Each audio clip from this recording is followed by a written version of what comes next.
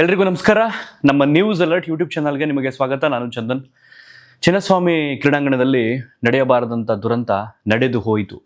ಅದಾದ ನಂತರ ಒಂದಷ್ಟು ಬೆಳವಣಿಗೆಗಳು ನಿನ್ನೆಯಿಂದನೂ ಕೂಡ ಆದವು. ಇದಕ್ಕೆ ಸಂಬಂಧಪಟ್ಟ ಹಾಗೆ ಮುಖ್ಯಮಂತ್ರಿಗಳು ಪ್ರೆಸ್ ಮೀಟನ್ನು ಕರೀತಾರೆ, ಮೃತರಿಗೆ ಸಾಂತ್ವನವನ್ನು ಹೇಳ್ತಾರೆ, ಜೊತೆಗೆ ಪರಿಹಾರ ಘೋಷಣೆಯನ್ನು ಮಾಡ್ತಾರೆ. ಈ ಕಡೆ DCM ನಿನ್ನೆ ಕಣ್ಣೀರಾಗ್ತಾ ಮಾತಾಡ್ತಾರೆ. ತರಾತುರಿಯಲ್ಲಿ ಆಗ್ಬಿಡ್ತು, ಆಗಬಾರ್ದಿತ್ತು, ನನಗೆ ಅವ್ರನ್ನೆಲ್ಲ ನೆನೆಸ್ಕೊಂಡ್ರೆ ದುಃಖ ಇದೆ, ಚಿಕ್ಕ ಚಿಕ್ಕ ಮಕ್ಕಳೆಲ್ಲ ಇದರಿಂದ ಸತ್ತು ಹೋದ್ರು, ಆ ರೀತಿ ಹೇಳಿದ್ರು. ಅದಾದ ನಂತರ ಕಬ್ಬನ್ ಪಾರ್ಕ್ ಪೊಲೀಸ್ ಠಾಣೆಯಲ್ಲಿ FIR ಆಗುತ್ತೆ. FIR ಅಲ್ಲಿ ಒಂದಷ್ಟು ಜನರ ವಿರುದ್ಧ ಕೇಸ್ ದಾಖಲಾಗುತ್ತೆ. ಅದರಲ್ಲಿ A1 ಬಂದು RCB ಫ್ರಾಂಚೈಸಿ ಆಗುತ್ತೆ, A2 ಬಂದು ಒಂದು ಎಂಟರ್ಟೈನ್ಮೆಂಟ್ ಸಂಸ್ಥೆ, ಅಂದರೆ ಏನು ಸ್ಪೋರ್ಟ್ಸ್ ಇವೆಂಟನ್ನು ನಡೆಸುವಂತಹ DNA ಎಂಟರ್ಟೈನ್ಮೆಂಟ್ ಸಂಸ್ಥೆ ಮೇಲೆ A2 ಅಂತ ಕೇಸ್ ಆಗುತ್ತೆ. ಈ ಕಡೆ A3 ಬಂದು KSA Karnataka state cricket association committee A3 ಏನಿದೆ ಅವ್ರ ಮೇಲೂ ಕೂಡ ಕೇಸ್ ದಾಖಲಾಗುತ್ತೆ. ಅದಾದ ನಂತರ ಜನರಿಗಿದ್ದಂಥದ್ದು ಇದಕ್ಕೆ ಸಂಬಂಧಪಟ್ಟಾಗೆ ನಿಯೋಜನೆ ಮಾಡಿಕೊಂಡು ಸರ್ಕಾರದವರೆಲ್ಲ ಭಾಗಿಯಾಗಿದ್ರಲ್ಲ ಅವ್ರ ಮೇಲೆಲ್ಲ ಯಾವಾಗ FIR ಅಂತ ಜನ ಆಕ್ರೋಶವನ್ನು ಹೊರಹಾಕ್ತಿದ್ರು. ಇದರ ಬೆನ್ನಲ್ಲೇ ನಿನ್ನೆ ರಾತ್ರಿ ಮುಖ್ಯಮಂತ್ರಿಗಳು, ಉಪಮುಖ್ಯಮಂತ್ರಿಗಳು, ಗೃಹ ಸಚಿವರು, ಸರ್ಕಾರದ ಮತ್ತಷ್ಟು ಸಚಿವರು ಎಲ್ಲರೂ ಸೇರಿ ವಿಧಾನಸೌಧದಲ್ಲಿ ಸುದ್ದಿಗೋಷ್ಠಿಯನ್ನು ನಡೆಸ್ತಾರೆ ರಾತ್ರಿ. ಅದಾದ ನಂತರ ಒಂದಷ್ಟು ಬೆಳವಣಿಗೆಗಳು ನಡೀತವೆ. ಅದು ಜನರಿಗೆ ಎಲ್ಲೋ ಒಂದು ಕಡೆ ಬೇಸರವನ್ನು ತರಿಸಿದೆ. ಯಾಕೆಂತಂದ್ರೆ ಈ ಘಟನೆಗೆ ಸಂಬಂಧಪಟ್ಟಾಗೆ 5 ಪೊಲೀಸ್ ಅಧಿಕಾರಿಗಳನ್ನು ಸರ್ಕಾರ ಅಮಾನತು ಮಾಡುತ್ತೆ. ಅದರಲ್ಲಿ ಮುಖ್ಯವಾಗಿ Bengaluru police commissioner B Dayanand ಅವರನ್ನ ಈ ಒಂದು ಪ್ರಕರಣಕ್ಕೆ ಸಂಬಂಧಪಟ್ಟ ಹಾಗೆ ತಲೆದಂಡ ಮಾಡಲಾಗುತ್ತೆ. ಮತ್ತೊಂದು ಅಡಿಷನಲ್ ಕಮಿಷನರ್ ವಿಕಾಸ್ ಕುಮಾರ್ ಅವರನ್ನು ಕೂಡ ತಲೆದಂಡ ಮಾಡಲಾಗುತ್ತೆ. ಸೆಂಟ್ರಲ್ DCP ಶೇಖರ್ ಅವರನ್ನು ಕೂಡ ತಲೆದಂಡ ಮಾಡಲಾಗುತ್ತೆ. ಈ ಕಡೆ ಕಬ್ಬನ್ ಪಾರ್ಕ್ ACP ಬಾಲಕೃಷ್ಣ ಅವರನ್ನು ಕೂಡ ತಲೆದಂಡ ಮಾಡಲಾಗುತ್ತೆ. ಮತ್ತೊಬ್ಬರು ಅಂದರೆ FIR ಹಾಕೊಂಡಿದ್ರಲ್ಲ, ಈಗ ಸ್ವಯಂ ಪ್ರೇರಿತ FIR ಹಾಕಿದ್ರಲ್ಲ, Cubbon park police inspector Girish ಅವರನ್ನು ಕೂಡ ತಲೆದಂಡ ಮಾಡಲಾಗುತ್ತೆ. ಸೊ 5 ಅಧಿಕಾರಿಗಳನ್ನು ಈ ಪ್ರಕರಣಕ್ಕೆ ಸಂಬಂಧಪಟ್ಟ ಹಾಗೆ ನಿರ್ಲಕ್ಷ್ಯ ಇವ್ರದು ಅನ್ನೋ ಒಂದು ಕಾರಣಕ್ಕೆ ಸಸ್ಪೆಂಡ್ ಮಾಡಲಾಗಿದೆ, ಅಂದರೆ ಅಮಾನತು ಮಾಡಲಾಗಿದೆ. ಸಹಜವಾಗಿ ಇಲ್ಲಿ ಪೊಲೀಸ್ ಇಲಾಖೆ, ಪೊಲೀಸ್ ಕಮಿಷನರ್ ಸೇರಿದಂತೆ ಈ 5 ಅಧಿಕಾರಿಗಳೇನಿದ್ದಾರೆ ಇವರಿಗೆ ಜವಾಬ್ದಾರಿಯನ್ನು ವಹಿಸಿದ್ರು ಅಂತ ಅನ್ಸುತ್ತೆ. ಅಥವಾ ಪೊಲೀಸ್ ಇಲಾಖೆ ಗೊತ್ತಿದ್ದು ನಡೆದಂಗೆ ನಡೀಲಿ ಬಿಡು ಅಂತ ಅನ್ಕೊಂಡಿದ್ರೆ ಬಹುಶಃ ಇದಕ್ಕೆ ಡಿಸರ್ವ್. ಇನ್ ಕೇಸ್ ಸರ್ಕಾರದವರು ಇದರಲ್ಲಿ ಭಾಗಿಯಾಗಿ ಎಷ್ಟು ಜನ ಬರ್ತಾರೆ ನೋಡ್ಕೊಳ್ಳೋಣ ಬಿಡ್ರಿ, ಹೆಂಗೋ ಅರೇಂಜ್ಮೆಂಟ್ ಮಾಡ್ರಿ ಅಂತ ಅಂದ್ರೆ ಉದಾಸೀನ ಹೇಳಿಕೆ ಕೊಟ್ಟು ಪೊಲೀಸರು ತಲೆಗತ್ತಿಸಿದ್ರೆ ಅದಕ್ಕೆ ನೀವು ಜವಾಬ್ದಾರಿ ಅಲ್ವಾ? ಒಂದು ಕಡೆ ಆ HAL ಏರ್ಪೋರ್ಟ್ ಹತ್ರನೂ ಕೂಡ ಪೊಲೀಸ್ ಪಡೆ ಹೋಗಿದೆ. ಮತ್ತೊಂದು ಕಡೆ ಆ ಬಸ್ಸು RCB ಫ್ರಾಂಚೈಸಿ ಬಸ್ ಬರುತ್ತಲ್ಲ, ಪ್ಲೇಯರ್ಸ್ ಬಸ್ಸು, ಅದ್ರ ಹಿಂದೆ ಮುಂದೆ ಎಲ್ಲ ಪೊಲೀಸ್ ಪಡೆ ಇದೆ.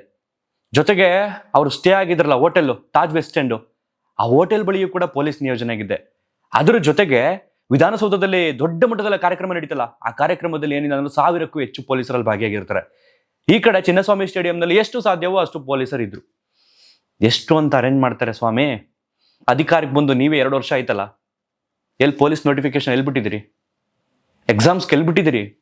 ಈ ಕಡೆ ಪೊಲೀಸ್ ಪಡೆ. ಅದೇ ಪೊಲೀಸ್ ಪಡೆ ರಾತ್ರಿ ಇದೇ RCB ಗೆದ್ದಾಗ ಸೆಲೆಬ್ರೇಷನ್ ಮಾಡ್ತಿದ್ದಂಥ ಜನರಿಗೆ ಬೀದಿಯಲ್ಲಿ ನಿಂತ್ಕೊಂಡು ರಕ್ಷಣೆ ಕೊಟ್ಟಂಥದ್ದು ಅದೇ ಪೊಲೀಸ್.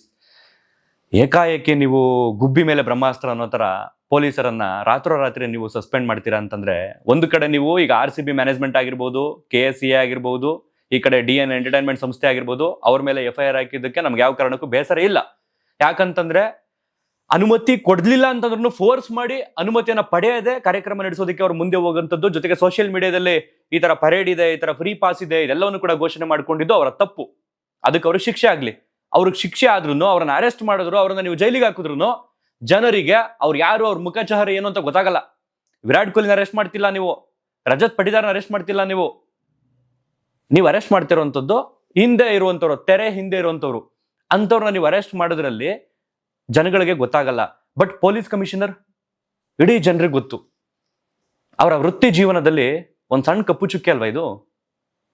ಏಕಾಏಕಿ ನಿರ್ಧಾರ ತಗೊಂಡ್ರು ಮುಖ್ಯಮಂತ್ರಿಗಳು ನಿನ್ನೆ ರಾತ್ರಿ. ನಾನು ಹೇಳ್ತಿದ್ದೇನಲ್ಲ, ಈ ಪ್ರಕರಣಕ್ಕೆ ಸಂಬಂಧಪಟ್ಟ ಹಾಗೆ ಪೊಲೀಸ್ ಕಮಿಷನರ್ ಗೊತ್ತಿಲ್ಲದಂಗೆ ಇದ್ದು ಅಂತಂದ್ರೆ ಅದಕ್ಕೆ ಅವರು ಡಿಸರ್ವ್, ಅರ್ಹರು ಈ ಸಸ್ಪೆಂಡ್ಗೆ.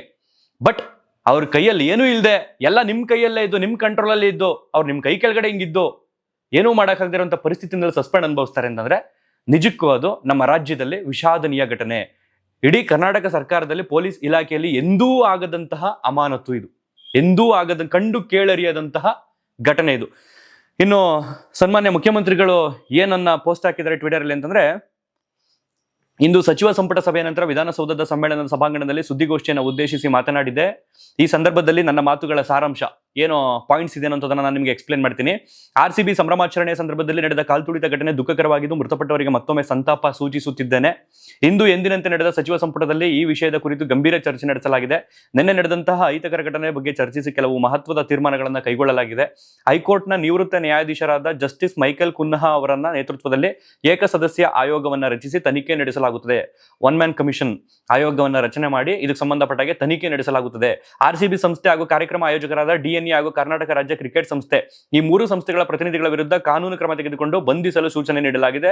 ಇವರ ವಿರುದ್ಧ FIR ದಾಖಲಿದೆ. ಓಕೆ, ಇದನ್ನ ಮಾಡಿ. ಯಾಕೆಂತಂದ್ರೆ ಅವರು ಉಲ್ಲಂಘನೆ ಮಾಡಿದ್ರು ಕಾನೂನನ್ನು ಅಂತಂದ್ರೆ ಡೆಫಿನೆಟ್ಲಿ ನೀವು ಅದನ್ನ ಮಾಡಿ. ಅದ್ರ ಬಗ್ಗೆ ನಾವು ಯಾರು ಮಾತಾಡಲ್ಲ. ಯಾಕೆಂತಂದ್ರೆ ಅನುಮತಿಯನ್ನೇ ಕೊಡಿದಾಗ ಇವರು ಏಕಾಏಕಿ ನಿರ್ಧಾರಗಳನ್ನ ತಗೊಂಡಾಗ, ಏಕಪಕ್ಷೀಯ ನಿರ್ಧಾರಗಳನ್ನ ತಗೊಂಡಾಗ ಓಕೆ ನೀವು ಮಾಡಿ ಅದನ್ನ, ಅದ್ರ ಬಗ್ಗೆ ಯಾರು ಪ್ರಶ್ನೆ ಮಾಡಲ್ಲ. ಅದರ ಜೊತೆಗೆ Cubbon park police station police inspector ಸೇರಿದಂತೆ ಆ ಭಾಗದ ACP, ಸೆಂಟ್ರಲ್ DCP, ಕ್ರೀಡಾಂಗಣದ ಉಸ್ತುವಾರಿ ವಹಿಸಿದ್ದ ಹೆಚ್ಚುವರಿ ಪೊಲೀಸ್ ಆಯುಕ್ತರು ಮತ್ತು ಬೆಂಗಳೂರು ನಗರದ ಪೊಲೀಸ್ ಕಮಿಷನರ್ ಅನ್ನ ತಕ್ಷಣದಿಂದ ಅಮಾನತುಗೊಳಿಸಲು ತೀರ್ಮಾನಿಸಲಾಗಿದೆ. ಈ ದುರಂತಕ್ಕೆ ಸಂಬಂಧಪಟ್ಟ ಚರ್ಚೆಯ ನಂತರ ತೆಗೆದುಕೊಂಡ ತೀರ್ಮಾನಗಳಾಗಿವೆ. ಉಪಮುಖ್ಯಮಂತ್ರಿಗಳು, ಗೃಹ ಸಚಿವರಾದ HK ಪಾಟೀಲ್, ಸುಧಾಕರ್, ಮಹದೇವಪ್ಪ ಸೇರಿದಂತೆ ಹಿರಿಯ ಅಧಿಕಾರಿಗಳು ಚರ್ಚೆಯಲ್ಲಿ ಭಾಗವಹಿಸಿದ್ದರು. ಮೇಲ್ನೋಟಕ್ಕೆ ಈ ಅಧಿಕಾರಿಗಳ ಬೇಜವಾಬ್ದಾರಿತನ, ಅಲಕ್ಷ್ಯ ಕಂಡು ಬಂದಿರುತ್ತದೆ. ಇವರುಗಳನ್ನ ಆ ಕಾರಣದಿಂದ ಅಮಾನತುಗೊಳಿಸಲು ತೀರ್ಮಾನಿಸಲಾಗಿದೆ. ನಿನ್ನೆ ಆದೇಶ ನೀಡಿದಂತೆ ಮ್ಯಾಜಿಸ್ಟ್ರೇಟ್ ತನಿಖೆ ಪ್ರಾರಂಭವಾಗಿದೆ. ಈ ಮಹಾ ದುರಂತದ ಬಗ್ಗೆ ಕೆಲವು ಮಾಹಿತಿಗಳು ದೊರೆತ ನಂತರ ಸಚಿವ ಸಂಪುಟ ಸಭೆಯಲ್ಲಿ ಚರ್ಚೆ ಮಾಡಲಾಗಿದೆ. ಮೂರು ಸಂಸ್ಥೆಗಳ ವಿರುದ್ಧ ತನಿಖೆಯನ್ನ CIDಗೆ ವಹಿಸಲಾಗಿದೆ. ತಡರಾತ್ರಿಯೇ CIDಗೆ ಇದಕ್ಕೆ ಸಂಬಂಧಪಟ್ಟ ತನಿಖೆ ಮಾಡಿ ಅಂತ ವಹಿಸಲಾಗಿದೆ. ಜೊತೆಗೆ ಮೇಲ್ನೋಟಕ್ಕೆ ಬೇಜವಾಬ್ದಾರಿತನ, ಜೊತೆಗೆ ಅಲಕ್ಷ್ಯ ಯಾರ್ದು, ಸಸ್ಪೆಂಡ್ ಆಗಿರುವಂತಹ ಅಧಿಕಾರಿಗಳದು ಅಂತ. ಈ ಕಡೆ DCM ಅವರು ಒಪ್ಕೊಂಡ್ರು, ನಾವು ಕೂಡ ತರಾತುರಿಯಲ್ಲಿ ಮಾಡೋದು ಅಂತ. ಈ ಕಡೆ ಮುಖ್ಯಮಂತ್ರಿಗಳು ಅವರದೇ ಆದಂತಹ ಸಾಮಾಜಿಕ ಜಾಲತಾಣಗಳಲ್ಲಿ ಬನ್ನಿ ನೀವು ಭಾಗಿಯಾಗಿ ಅಂತ ನೀವು ಹಾಕೊಂಡಿದ್ರಿ. ಈಗ ಜನ ಪ್ರಶ್ನೆ ಮಾಡ್ತಿದ್ದಾರೆ, ನಿಮ್ಗಳ ತಲೆದಂಡ ಯಾವಾಗ, ನಿಮ್ಗಳ ಅಮಾನತು ಯಾವಾಗ ಅಂತ. ಶಾಸನ ಬರೆಯೋರು ನೀವೇ ಅಲ್ವಾ? ಅಧಿಕಾರದ ಚುಕ್ಕಾಣಿ ಹಿಡಿದಿರೋರು ನೀವೇ ಅಲ್ವಾ? ಏನು ಬೇಕಾದ್ರೂ ನಿರ್ಧಾರಗಳನ್ನ ನೀವು ತಗೋಬಹುದು. ಬಟ್ ಒಂದು ನೆನಪಿರ್ಲಿ, ಅಧಿಕಾರ ಯಾರ ಕೈಯಲ್ಲೂ ಶಾಶ್ವತ ಅಲ್ಲ. 5 ವರ್ಷ ಆಲ್ರೆಡಿ 2 ವರ್ಷ ಆಗೋಯ್ತು, ಇನ್ನು ಕೇವಲ 3 ವರ್ಷ ನೀವಿರುವಂಥದ್ದು. ಇರುವಂಥ ಸಂದರ್ಭದಲ್ಲಿ, ಅಧಿಕಾರ ಇರುವಂಥ ಸುಸಂದರ್ಭದಲ್ಲಿ ಆ ಅಧಿಕಾರವನ್ನು ಯಾವ ರೀತಿ ಬಳಸ್ಕೋಬೇಕು ಅಂತ ಮಾಡಬೇಕು ಹೊರತು ನೀವು ಏಕಾಏಕಿ ಈ ಒಂದು ಟಾಪಿಕ್ ಅನ್ನ ಈ ಕಡೆ ಡೈವರ್ಟ್ ಮಾಡೋದಕ್ಕೆ ಹೋಗಿ ಆ ಅಧಿಕಾರಿಗಳನ್ನ ಅಮಾನತು ಮಾಡಿದ್ರಿ. ಅಮಾನತು ಮಾಡಿದ ಓಕೆ, 3-4 ತಿಂಗಳಾದ ನಂತರ ಅವರು ಸಸ್ಪೆಂಡ್ ಇಂದ ವಾಪಸ್ ರಿಟರ್ನ್ ಡ್ಯೂಟಿಗೆ ಜಾಯ್ನ್ ಆಗ್ತಾರೆ. ಬಟ್ ಅವರ ವೃತ್ತಿ ಕೆರಿಯರ್ನಲ್ಲಿ ಆ ಒಂದು ಸಣ್ಣ ಕಪ್ಪು ಚುಕ್ಕೆ ಯಾವತ್ತೂ ಅಳಿಸಲಾಗುವುದಿಲ್ಲ. ನೀವು ಆ ಕಪ್ಪು ಚುಕ್ಕೆಗಳನ್ನ ಬೇಕಾದ್ರೆ ಎಷ್ಟು ಬೇಕಾದ್ರೂ ಫೇಸ್ ಮಾಡ್ತೀರಿ. ಯಾಕೆಂತಂದ್ರೆ ಪೊಲಿಟಿಕಲ್ ಕ್ಯಾರಿಯರ್ ಅದು, ತಲೆಯನ್ನೇ ಕೆಡಿಸ್ಕೊಳ್ಳಲ್ಲ. ಯಾರೋ ಕೇಳ್ತಿರೋದೇನೆ ಇವ್ರಗಳ ಮೇಲೆಲ್ಲ FIR ಇಲ್ವಾ ಅಂತ. ಅದಕ್ಕೆ ಯಾರೋ ಪ್ರತಿಕ್ರಿಯೆ ಕೊಡ್ತೀರಾ, ಅವ್ರಗಳ ಮೇಲೆಲ್ಲ 100-150 FIR ಇದೆ, ಅವರೆಲ್ಲ ಯಾವ್ದಕ್ಕೂ ತಲೆ ಕೆಡಿಸ್ಕೊಳ್ಳಲ್ಲ ಅಂತ. ಬಟ್ ಸಾಮಾನ್ಯರ ಜೀವನ ಗೊತ್ತಿಲ್ಲ ನನಗೆ. ತುಂಬಾ ಜನ ಎಕ್ಸ್ಪೆಕ್ಟ್ ಮಾಡ್ತಿರೋ ಪಾಪ ಪೊಲೀಸ್ ಕಮಿಷನರ್ ತುಂಬಾ ಒಳ್ಳೆಯವರು ಅಂತ. ನನಗೆ ವೈಯಕ್ತಿಕವಾಗಿ ನಾನಂತೂ ಯಾವತ್ತೂ ಅವರನ್ನ ನೋಡಿಲ್ಲ. ಬಟ್ ಇದಕ್ಕೆ ಅವರು ಅರ್ಹರಾಗಿದ್ರೆ ಓಕೆ, ಅರ್ಹರೇ ಅಲ್ಲರಾಗಿದ್ರೆ. ಈ ಕಡೆ RCB ಮ್ಯಾನೇಜ್ಮೆಂಟ್ ನ ಮಾರ್ಕೆಟಿಂಗ್ ಹೆಡ್ ನಿಖಿಲ್ ಸೋಶಲೆ ಅನ್ನುವಂಥ ವ್ಯಕ್ತಿಯನ್ನ ಇವತ್ತು ಬಂಧಿಸಿದ್ದಾರೆ. ಏರ್ಪೋರ್ಟ್ ಅಲ್ಲಿ ತಲೆಮರೆಸ್ಕೊಳ್ಳೋದಕ್ಕೆ ಪ್ರಯತ್ನ ಪಡ್ತಿದ್ರಂತೆ. ಸೊ ಆ ಕಾರಣದಿಂದ ಅವರನ್ನ ಅರೆಸ್ಟ್ ಮಾಡಲಾಗಿದೆ. ಈ ಕಡೆ KSCA ಆಗಿರ್ಬೋದು, DN ಎಂಟರ್ಟೈನ್ಮೆಂಟ್ ಆಗಿರ್ಬೋದು, ಇವರಿಬ್ರು ಕೂಡ ಪರಾರಿಯಾಗಿದ್ದಾರೆ. ಎಷ್ಟು ಬೇಗ ಹಿಡಿತಾರ ನೋಡೋಣ. ನಿಖಿಲ್ ಸೋಶಲೆ ಯಾರು ಅಂತಂದ್ರೆ, ಮೊನ್ನೆ ವಿಧಾನಸೌಧದಲ್ಲಿ ಈ ಒಂದು ಸನ್ಮಾನ ಸಮಾರಂಭ ಕಾರ್ಯಕ್ರಮ ನಡೀತಿದ್ದಂಥ ಸಂದರ್ಭದಲ್ಲಿ ಇದು ಯಾವಾಗ ಜನಗಣಮನ ಹೇಳ್ತಿದ್ದಲ್ಲ, ರಾಷ್ಟ್ರಗೀತೆ ಹೇಳ್ತಿದ್ದಂಥ ಸಂದರ್ಭದಲ್ಲಿ ಕ್ಯಾಪ್ಟನ್ ರಜತ್ ಪಟಿದಾರ್ ಎಡಭಾಗದಲ್ಲಿ ನಿಂತಿದ್ದಂಥ ವ್ಯಕ್ತಿಯ ನಿಖಿಲ್ ಸೋಶಲೆ. ಸೊ ಅವರನ್ನ ಇವತ್ತು ಬಂಧಿಸಲಾಗಿದೆ. ಸೊ ಇದಾದ ನಂತರ CIDಗೆ ಕೇಸ್ನ ವರ್ಗ ಮಾಡಿರೋದ್ರಿಂದ ಅವರು ಯಾವ ರೀತಿ ಇದನ್ನ ಪತ್ತೆ ಹಚ್ಚುತ್ತಾರೆ, ಏನ್ ಪತ್ತೆ ಹಚ್ಚೋಕ್ ಸಾಧ್ಯ? ನಿರ್ಲಕ್ಷ್ಯ, ಅಲಕ್ಷ್ಯ, ಬೇಜವಾಬ್ದಾರಿತನ ಅಂತ ನೀವೇ ಹಾಕಿದಿರಲ್ಲಿ. ಇನ್ನೇನು ಯಾರೋ ಬಂದು ಹೊರಗಡೆ ಸ್ಟೇಟ್ ಅವರು, ಹೊರಗಡೆ ದೇಶದವರು ಅಥವಾ ಯಾರೋ ವಿರೋಧಿಗಳು ಬಂದ್ಬಿಟ್ಟಲ್ಲಿ ತೂಕಾಟ ತಳ್ಳಾಟ ನಡೆಸಿರ್ತಾರ? ಎಂಥದ್ದು ಇಲ್ಲ. ಆಗಿದ್ದೇನಲ್ಲಿ ಗಲಿಬಿಲಿ, ಗೊಂದಲ, ಜೊತೆಗೆ ಆಡಳಿತ ಮಂಡಳಿ ಎಲ್ಲಾ ಗೇಟ್ನು ಕ್ಲೋಸ್ ಮಾಡ್ಬಿಟ್ಟು 1-2-3 ಗೇಟ್ ತೆಗೆದ್ಬಿಟ್ರೆ ಇನ್ನೇನಾಗುತ್ತೆ? ಯಾವುದೋ ಒಂದು, ಈಗ ಎಕ್ಸಾಂಪಲ್ ಕೊಡ್ತೀನಿ, ಈಗ ಯಾವುದೋ ಒಂದು ದೊಡ್ಡ ಡ್ಯಾಮ್ ಅಂತ ಅನ್ಕೊಳ್ಳಿ, ನೀರು ತುಂಬಿ ತುಳುಕ್ತಾ ಇರುತ್ತೆ. ಆ ಸಂದರ್ಭದಲ್ಲಿ ಡ್ಯಾಮ್ ಒಡೆದೋಗುವಂತ ಪರಿಸ್ಥಿತಿ ಬರುತ್ತೆ. ಆ ಸಂದರ್ಭದಲ್ಲಿ ಏನ್ ಮಾಡ್ಬೇಕು? ನೀರನ್ನ ಹೊರಗಡೆ ಹೋಗುವಂತೆ ಬಿಡ್ಬೇಕು. ಎಲ್ಲ ಒಂದ್ ಕಡೆ ಬಿಡಕ್ಕಾಗುತ್ತಾ? 4-5 ಕಡೆ ಬಿಡಬೇಕು. ಅವಾಗ ಏನಾಗುತ್ತೆ? ನೀರು ಕಂಟ್ರೋಲ್ ಆಗುತ್ತೆ, ಡ್ಯಾಮ್ ಉಳ್ಕೊಳ್ಳುತ್ತೆ. ಅದೇ ರೀತಿ ಸ್ಟೇಡಿಯಂ ಅಲ್ಲಿ ಆಗಿದ್ದಂತ ಪರಿಸ್ಥಿತಿ. ಕನಿಷ್ಠ 10 ಗೇಟ್ಗಳನ್ನಾದ್ರೂ ತೆಗೆದಿದ್ರೆ ಬಹುಶಃ ನೀವು ಗಮನಿಸಬೇಕು. ಈ ಪ್ರಕರಣ ನಡೆದ ನಂತರ DCM ಅವರು ಸ್ಟೇಡಿಯಂನಲ್ಲಿ ಭಾಗವಹಿಸ್ತಾರೆ ಪ್ಲೇಯರ್ಸ್ಗಳೊಂದಿಗೆ. ಆ ಕಪ್ಪನ್ನ ಎತ್ಕೊಂಡು ಸಂಭ್ರಮಾಚರಣೆಯನ್ನು ಮಾಡ್ತಾರೆ. ಅವ್ರಿಗೆ ಆಲ್ರೆಡಿ ಗೊತ್ತು ಇಷ್ಟು ಸಾವು ನೋವುಗಳಾಗಿದೆ ಅಂತ. ಆ ಸಂದರ್ಭದಲ್ಲಿ ಸ್ಟೇಡಿಯಂನ ನೀವು ಗಮನಿಸಿದ್ರೆ ಅರ್ಧ ಅಷ್ಟೇ ಇದ್ದಿದ್ದು. ಈ ಕಿತ್ತೋದ್ ಕಟ್ಟಡ KSCA ಅವರು ಬಿಟ್ಬಿಟ್ಟಿದ್ರೆ ಜನರನ್ನ ಒಳಗಡೆ, ಸಿಬ್ಬಂದಿಗಳು ಹೆಂಗೋ ಹೋಗಿ ಜನ ತುಂಬಿಕೊಳ್ತಿದ್ರು. ಸಾವು ನೋವುಗಳರ ಕಮ್ಮಿ ಆಗ್ತಿತ್ತು. ಇವತ್ತು ಯಾರೋ ಮಾಡಿದಂಥ ತೆವಲ್ಗೆ, ಯಾರೋ ಮಾಡಿದಂಥ ತಿಕ್ಲಾಟದ ನಿರ್ಧಾರಗಳಿಗೆ ಯಾರ್ಯಾರೋ ಅಮಾನತು ಆಗಬೇಕಾಯ್ತು, ಅಲ್ಲ 11 ಜೀವ ಹೋಗ್ಬೇಕಾಯ್ತು, ಒಂದಷ್ಟು ಜನ ಆಸ್ಪತ್ರೆಯಲ್ಲಿ ನರಳಾಟ ನಡಬೇಕಾಯ್ತು. ಒಟ್ಟಾರೆಯಾಗಿ ಜನ ಕೇಳ್ತಿದ್ದಾರೆ, ಇದಕ್ಕೆ ಸಂಬಂಧಪಟ್ಟಾಗೆ ಖಾಸಗಿ ಕಾರ್ಯಕ್ರಮವನ್ನ ಸರ್ಕಾರಿ ಕಚೇರಿಯಲ್ಲಿ ಆಯೋಜನೆ ಮಾಡಿದಂಥ ನಿಮ್ಗಳ ತಲೆದಂಡ ಯಾವಾಗ ಅಂತ. ಅದಕ್ಕೆ ನೀವೇ ಉತ್ತರ ಕೊಡಬೇಕು. ಮತ್ತೊಂದು ವಿಡಿಯೋದಲ್ಲಿ ಸಿಗ್ತೀನಿ. ಧನ್ಯವಾದ. Thank you.